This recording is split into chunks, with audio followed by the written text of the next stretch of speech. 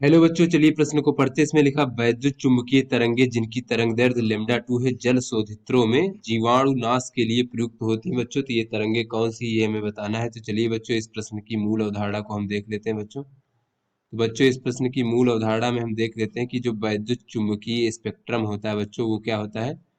तो बच्चों वैद्युत चुम्बकीय स्पेक्ट्रम में जो है हम वैद्युत चुम्बकीय तरंग में जितनी भी बच्चों प्रकार की किरणें होती हैं उनको हम तरंग दैर्ध्य के घटते या बढ़ते क्रम में बच्चों व्यवस्थित करते हैं। तो यहाँ पर बच्चों देख लेते हैं, ये हमारी बच्चों गामा किरणें होती हैं जिसकी तरंग दैर्ध्य सबसे कम होती है बच्चों। उसके बाद हमारी एक्स किरणें होती हैं बच्चों।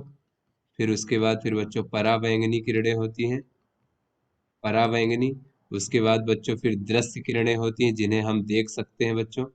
और उसके बाद फिर बच्चों अवरक्त किरणें होती हैं। और उसके बाद फिर बच्चों सूक्ष्म तरंगे होती हैं।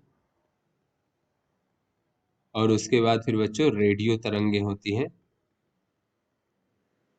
ये जो है बच्चों, ये हमारा ये तरंग दैर्ध्य का बढ़ता हुआ क्रम है बच्चों, तरंग दैर्ध्य का बढ़ता क्रम। तो बच्चों ये जो यहाँ पर परावैंगनी किरणें हैं बच्चों, इनका प्रयोग जो है बच्चों ये जीवाणु नाश के लिए किया जाता है। तो चलिए बच्चों अपने प्रश्न को हल करते हैं। तो बच्चों इस प्रश्न में पूछा जा रहा है कि वैद्युत चुम्बकीय तरंगे जिनकी तरंग दैर्ध्य लैम्डा 2 है जल शोधित्रों में जीवाणु नाश के लिए प्रयुक्त होती हैं।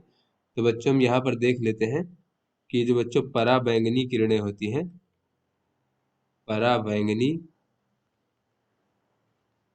किरणें जो होती है बच्चों, ये बहुत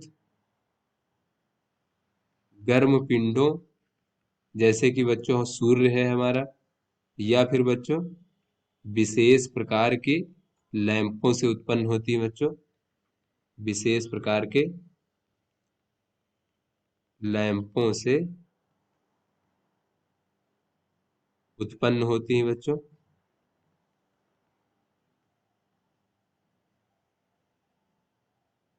इनका प्रयोग जो है बच्चों जल शोधित्रों में जीवाणु नाश के लिए बच्चों किया जाता है। अतः बच्चों ये जो हमारी तरंग दैर्ध्य लैम्डा 2 दिया गया है बच्चों, लैम्डा 2 जो तरंग दैर्ध्य है,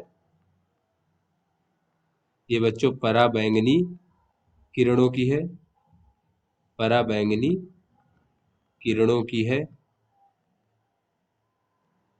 और बच्चों ये जो लैम्डा 2 का परास होता है बच्चों, ये लैम्डा 2 का परास बच्चों 4 × 10⁻⁻⁷ मीटर से लेकर के बच्चों 6 × 10⁻10 मीटर के बीच में होती है बच्चों पराबैंगनी किरणों की परास। और बच्चों इसका प्रयोग अगर हम देखें बच्चों, तो इसका प्रयोग जो है अदृश्य लिखावट की पहचान के लिए बच्चों, अदृश्य लिखावट व फिंगरप्रिंट जो होती है बच्चों, फिंगरप्रिंट की पहचान के लिए किया जाता है बच्चों, पहचान के लिए भी किया जाता है। तो आशा करते हैं बच्चों ये आपको समझ में आ गया होगा। धन्यवाद।